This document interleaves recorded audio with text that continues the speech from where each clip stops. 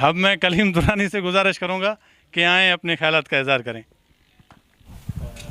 ये एज़ाज़ जो मुझे हासिल हुआ इस सरज़मीन पर, उसके लिए मैं गुल हसन कलमती का कभी भी वो कर्ज़ उतार नहीं पाऊँगा। उसका एहसान मुझ पर जो है इस सरज़मीन को समझने के हवाले से था। इसको मैं अपना मानता तो हूँ, मेरी माँ बोली चाहे उर्दू हो, लेकिन मेरी माँ भूमि जो है वो सिंध है।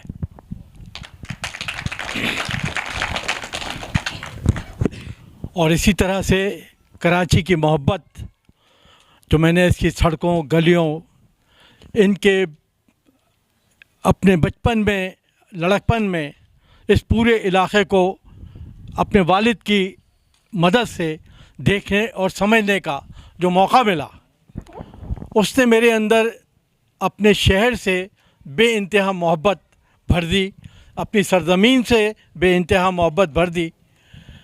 मैं काफ़ी तवील अरसे तक, तकरीबन 10 सालों तक सिंध की सरज़मीन पर एक सियासी कारकुन के तौर पर सुबह शाम जो है वो काम करता रहा।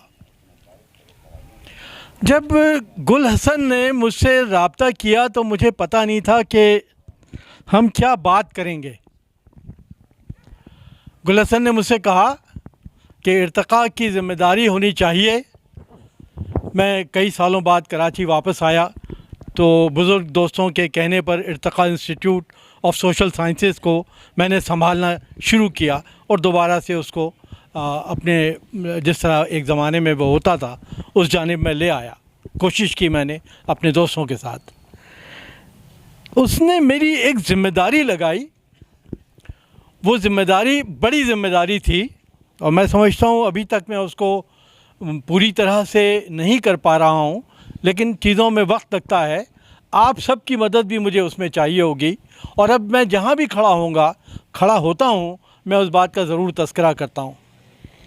गुल हसन ने कहा, एम्प्रेस मार्केट की जगह दरअसल हिंदुस्तान के आज़ादी पसंद लोगों की शहादत गाह है और इस शहादत गाह को जानबूझकर गुज़िश्ता हुक्मरानों ने जो काबिज़ थे हमारी इस धरती पर और आने वाले नए हुक्मरानों ने अवाम की जद्दोजहद को दबाने के लिए, छुपाने के लिए वहाँ पर एम्प्रेस मार्केट नाम की एक चीज़ बना दी है। और वहाँ से जिन हिंदुस्तानी सिपाहियों को अंग्रेज़ सिपाहियों ने तोप पर बांध कर बारूद से उड़ा दिया था और फांसियाँ दी थी कि वो अपने मुल्क, अपनी सरज़मीन की आज़ादी के मतवाले थे। इस बात से मेरा जो है वो गुल हसन से ताल्लुक़ बना और तब मेरी समझ में आया कि मियाँ बात सुनो, ये जब तक तुम धरती को जानोगे नहीं, उसके बारे में समझोगे नहीं, उसके गली कूचों से गुजरोगे नहीं, उस वक्त तक तुम धरती के साथ जुड़ कैसे सकते हो। ये एहसान मुझ पर गुल हसन का है। इससे ज़्यादा नहीं कहूँगा। ये मेरा ज़ाती एक कैफियत थी गुल हसन के बारे में, वो मैंने आपसे शेयर की है। वो कितना बड़ा था, किन शोबों में था, वो सब आप जानते हैं। आप लोग बात कर रहे हैं, कह रहे हैं, आपके कहने से हमारे भी इल्म में इजाफ़ा हो रहा है।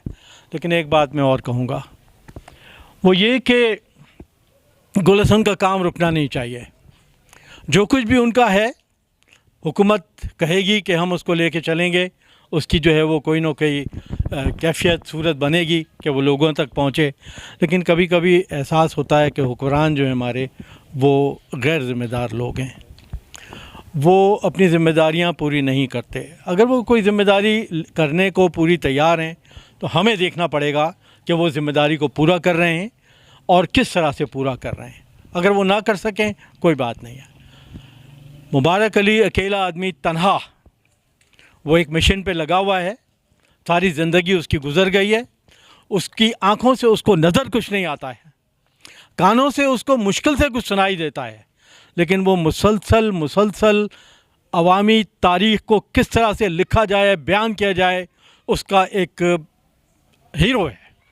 इसी तरह से गुल हसन कलमती एक हीरो है। उसकी उस पोजीशन को कोई भी आ जाए उसको अब चैलेंज भी नहीं कर सकता।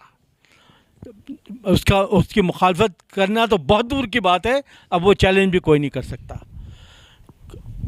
गुल हसन के इंतकाल से कुछ दिन पहले मेरी अपनी गुफ्तगू हो रही थी रात के खाने पर डॉक्टर हुमा गफ़ार से, जो कराची यूनिवर्सिटी में एमफिल के बात करूं या रुक जाऊं जो हैं उनके बारे में जानना चाहती थी, वो मुझसे डिस्कस करती हैं। मैंने कहा भाई गुल हसन के ऊपर काम शुरू करो, इतना बड़ा काम कर रहे हैं। तो अब ये है कि कराची यूनिवर्सिटी में कुछ स्टूडेंट्स उनके गुल हसन कलमती पर जो है वो एमफिल से स्टार्ट कर रहे हैं। उसमें हमें आप सब की मदद की ज़रूरत है। दूसरी बात यह है कि जो तारीख़ रिसाला निकलता है जिसके एडिटर मुबारक अली हैं, उसमें हमने ये तय किया है कि एक कॉर्नर जो है वो गुल हसन कलमती के नाम से होगा।